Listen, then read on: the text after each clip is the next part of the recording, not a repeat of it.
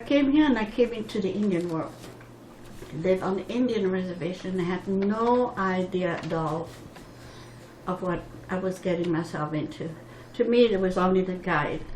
I didn't care about his age. I never even thought about the age. And about America, I had no idea. So when I came here, most of my growing up has been here on the reservation.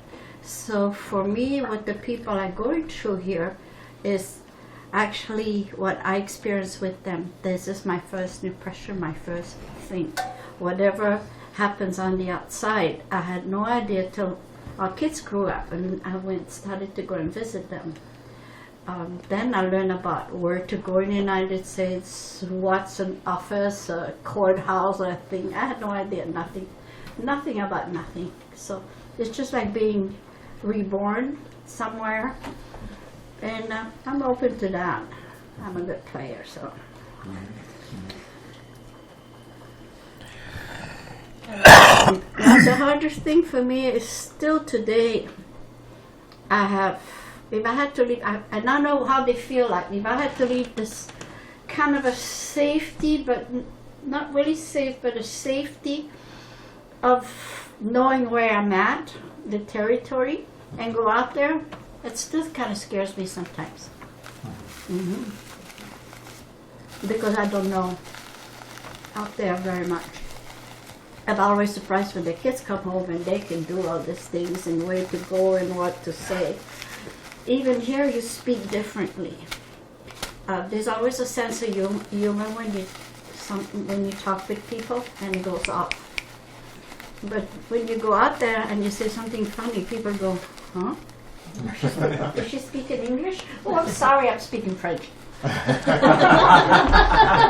get away with it.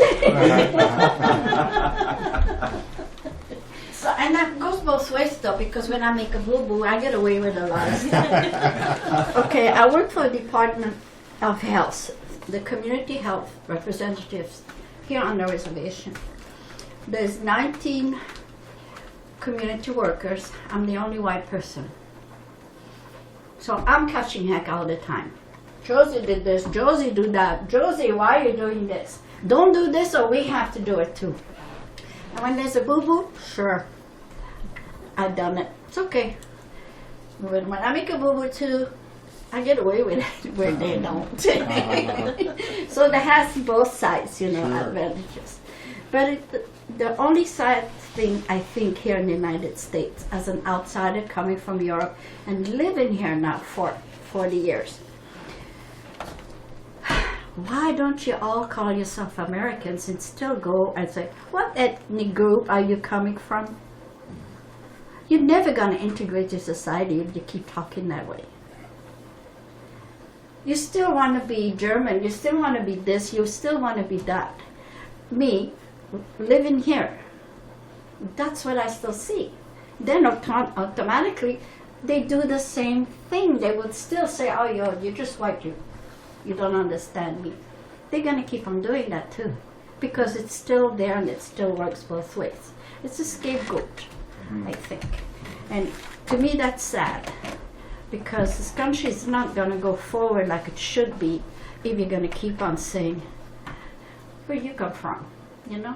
Just say, okay, your accent is different, that's all right, you know? Kind of re-educate the people, because we're all people. And that's the only thing I think is sad in this country. If there's something I don't like about the United States, that's what I don't like. Okay, I'm sorry I'm saying that, but this is spoken for because I care about anybody, about everybody. We're all people. And we all need a place to live, healthy, safe, especially safe. So it doesn't matter. But we need to understand each other. And I think that was the strength of the United States, that we have all these different ethnic groups and people that come from all over the world and somehow live together. But it's scary too, because when you think about Russia, that's what they did. They took all these Bosnian and